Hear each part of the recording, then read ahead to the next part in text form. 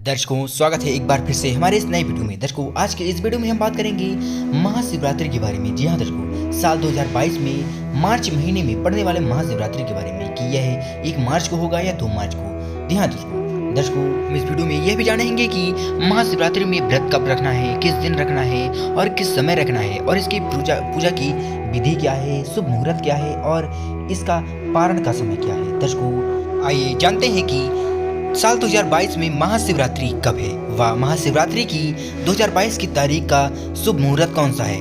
महाशिवरात्रि में हिंदुओं को सबसे बड़े पर्वों में से एक माना जाता है। जी हाँ दर्शकों, दक्षिण भारतीय पंचांग अमावस्यांग पंचांग के अनुसार माघ माह में कृष्ण पक्ष की चतुर्दशी को यह पर्व मनाया जाता है। वहीं उत्तर भारतीय पंचांग पूर्णिमा मांत पंचांग के मुताबिक फाल्गुन मास के कृष्ण पक्ष की चतुर्दशी महाशिवरात्रि का आयोजन होता है। दर्शकों, पूर्णिमांत व अमावस्यांत दोनों ही पंचांगों के अनुसार महाशिवरात्रि एक ही दिन पड़ती है, इसलिए अंग्रेजी कैलेंडर के हिसाब से पर्व की तारीख वही रहती है। इस दिन शिव भक्त मंदिरों में शिवलिंग पर बेलपत्र आदि चढ़ाकर पूजा, व्रत तथा रात्रि जागरण करते हैं।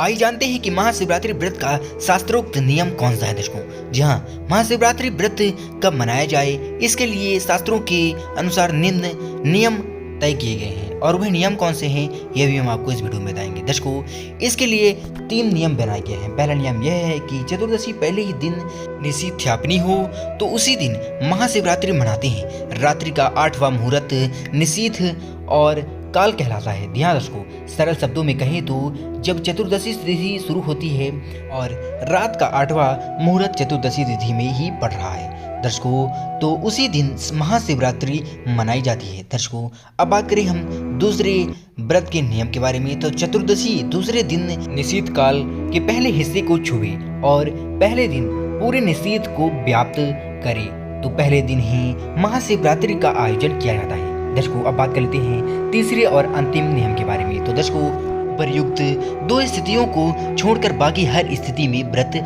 अगले दिन किया जा सकता है।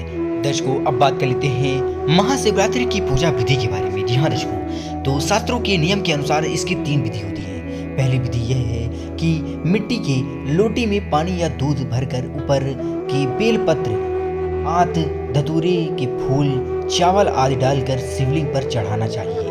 अगर आसपास कोई शिवलिंग मंदिर नहीं है तो घर में ही मिट्टी का शिवलिंग बनाकर उसका पूजन किया जाना चाहिए। दर्शकों, अब बात कर लेते हैं दूसरे नियम के बारे में। तो शिव पुराण का पाठ और महामृत्युंजय मंत्र या शिव की पंचाक्षर मंत्र ओम नमः शिवाय का जाप इस दिन करना चाहिए। दर्शकों, साथ ही महाशिवरात्रि के दिन रात्रि जागरण का भी विधान है। दर्शकों, अब बात कर लेते हैं तीसरे और अंतिम नियम के बारे में। तो शास्त्रीय विधि विधान के अनुसार महाशिवरात्रि का पूजन निशीथ काल में करना सर्वश्रेष्ठ रहता है। हालांकि भक्त रात्रि के चारों प्रहरों में से अपनी सुविधा अनुसार यह पूजन कर सकते हैं। दर्शकों, ज्योतिष के दृष्टिकोण से महाशिवरात्रि पर्व चतुर्दशी तिथि में स्वामी भगवान भोलेनाथ अर्थात स्वयं शिव ही हैं। ध्यान दर्शकों, इसलिए प्रत्येक माह के कृष्ण पक्ष की चतुर्दशी को मासिक शिवरात्रि के तौर पर मनाया जाता है।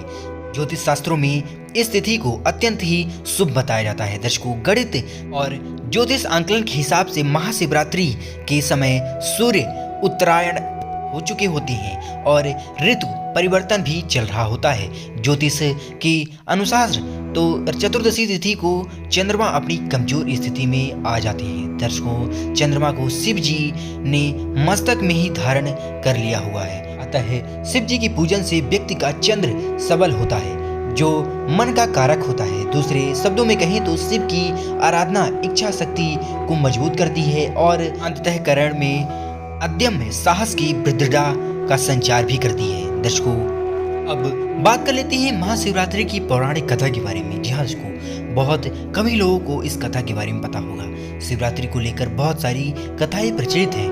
विवरण मिलता है कि भगवती पार्वती ने शिव को पति के रूप में पाने के लिए घनघोर तपस्या की थी। पौराणिक कथाओं के अनुसार इसके फलस्वरूप फाल्गुन कृष्ण चतुर्दशी को भगवान शिव और माता पार्वती का विवाह हुआ था। यही कारण है कि महाशिवरात्रि को अत्यंत महत्वपूर्ण और पवित्र माना जाता है। वहीं गरुड़ पुराण में इस दिन को महत्व को लेकर एक अन्य कथा कही गई है, जिसके अनुसार इस दिन एक निषाद राज अपने कुत्ते को अपने साथ शिकार खेलने ले गया, किंतु उसे कोई शिकार नहीं मिला।